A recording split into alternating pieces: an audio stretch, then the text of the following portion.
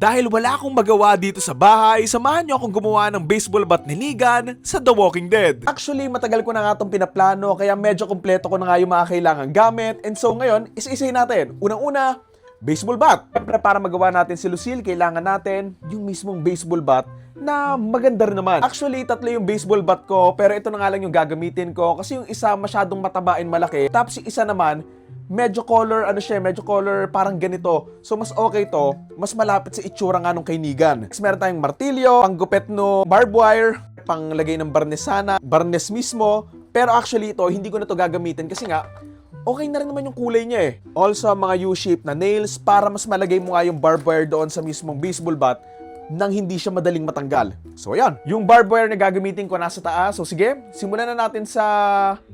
Ito na siguro, yung U-shape nail. Samahan niyo ako, kukunin ko yung barbed wire. Saan nga ba yung barbed wire na yun? Kaya hanap tayo. Uy, si Ninja Turtle oh. Vintage yan. Alam ko nandito lang yun eh. Yun oh, barbed wire. Laki-laki lang siya pero pwede na rin. Ito na yung barbed wire. Ito, tatabi na natin to kasi hindi na kailangan. Disclaimer lang, yung gagawin kong baseball bat ni Negan, hindi 1:1 accurate na halos lahat ng designs and everything. Basically, gagawin ko lang, gagawa ako ng baseball bat na may barbed wire, ganon. Tsaka alam mo yun, dagdag pang self-defense din. Ayun yung itsura ng mga pakong gagamitin ko. Kasi nga dyan ko ilulusot yung mga barbed wire para hindi siya matanggal-tanggal agad doon sa baseball bat. Ingay! So ngayon tumitingin ako ng ibang mga gawa kasi manggagaya ako ng pattern, ganon. Siguro parang ganito yung gagawin ko tapos dito ako maglalagay ng U-shape nail. Let's go! Din muna natin yung mga stickers. Ay, matatanggal yung cobra. Sayang, okay lang. Pa. Ayaw matanggal, okay na yan. Pambabambo ko lang naman ito ng magnanakaw eh. Bug. Tapos lalagyan ko nga nitong U-shape nail dito sa taas. Ganyan. Ang tigas pala ng barbed wire, ang hirap iikot. Kabit muna natin itong nasa taas para mas madali siyang bilugin. Yun. Okay, dali na iikot na lang natin. Siguro ang target ko around dito lang. Tapos habang iniikot ko siya, nilalagyan ko pa rin siya ng mga pako every now and then para nga hindi talaga siya matatanggal. Tek, ang hirap ng sinimulan kong project.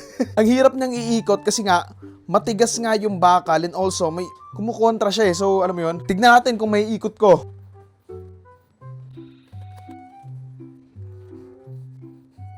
Ay, ito yung progress natin so far. Hindi siya ganong kaganda pero hindi naman ako professional eh.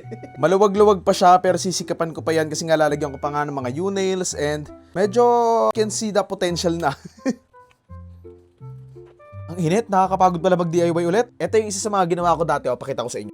Ito yung shield ni Captain America nung nakapaglaban siya kay Thanos.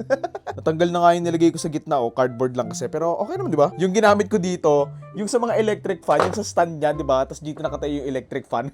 Pakita ko sa inyo yung progress ko so far. Okay naman siya. It's not pretty and it's not perfect, pero okay na rin to. Kahit si Glenn, kakabahan na dito eh.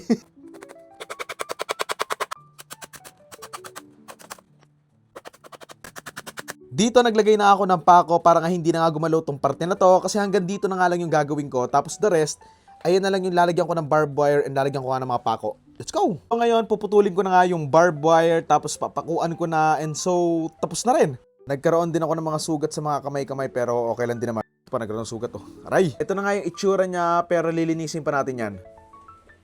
Kapagod! Basang sisiw! Okay, ito na nga yung itsura niya so far. Kung mapapansin nyo, may mga nakaangat pa. Pero lalagyan natin ng pako yan para mas lumubog siya at mas magandang tignan. Again, I know, hindi sobrang perfect ang pagkakalagay ko, pero pwede na yan. Sabay kung gagawa kayo nito, mag-invest kayo sa mga gloves and sa mga plais.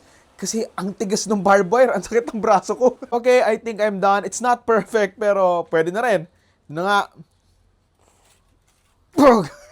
Luluwa talaga yung mata ni Glenn pag nakita to.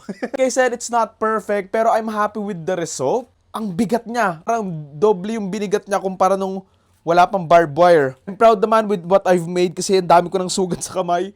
Katulad niyan and ang hapde. Ito nga yung itsura niya. Pakita ko nga sa inyo ng malapitan. Ayan, nilagyan ko siya ng mga pako-pakong ganyan para nga mas dumikit yung barbed wire doon sa mismong baseball bat. Siguro dapat pala huminto na ako dito kasi medyo malapit siya sa dulo. Kaya lagi mo ganyan na.